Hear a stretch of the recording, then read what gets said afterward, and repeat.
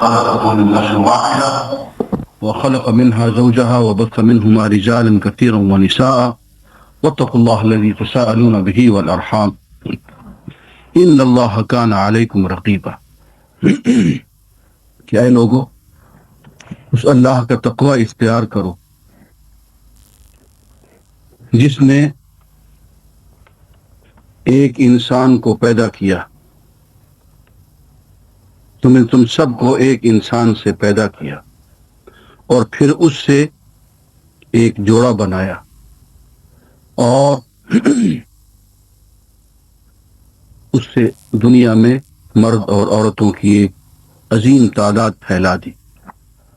دیکھو اللہ کے نام کا شرم کرو اور اس کے نام کی لاج رکھو جس کے نام سے تم ایک دوسروں سے رشتے مانگتے ہو اور رشتے مانگ کے تم نکاح کرتے ہو، میاں بیوی بن جاتے ہو، نامحرم سے محرم بن جاتے ہو اللہ کا نام لے کے. تو اس اللہ کے نام کا لاج رکھنا اور اللہ کے نام پہ جو تم بندھن باندھتے ہو اس بندھن کو قائم رکھنا اور اس میں وفا کرنا، جفا کا کوئی کام نہ کر.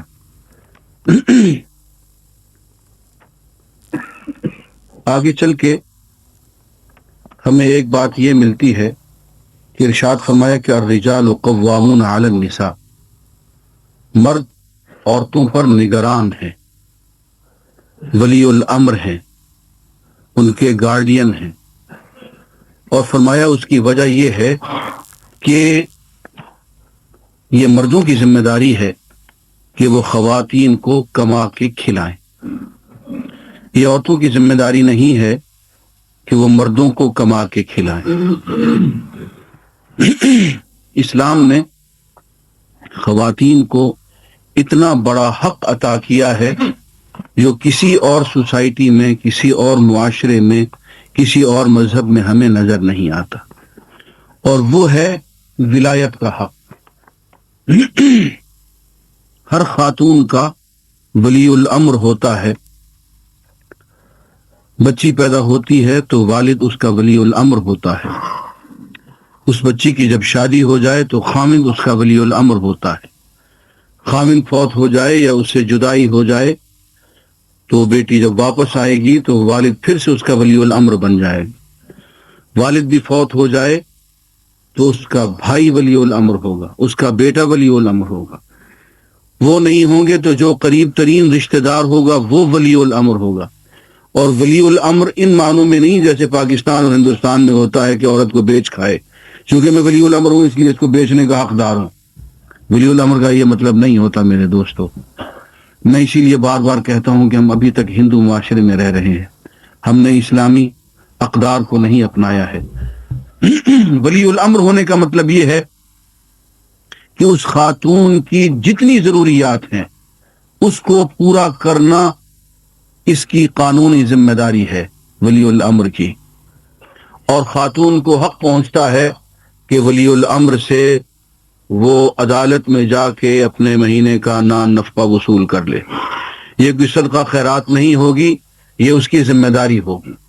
اور اگر رشتہ داروں میں کوئی شخص بھی اس قابل نہیں ہے جو اس خاتون کا ولی الامر بن جائے تو پھر حکومت ولی الامر بن جاتی ہے.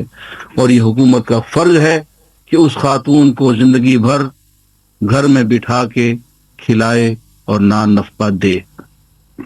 افسوس کہ ہمارے اس قانون کو کسی حد تک برطانوی حکومت نے اپنا لیا، کسی حد تک امریکی حکومت نے اپنا لیا، ہمیں ابھی تک اس کی توفیق نہیں ہوئی ہے.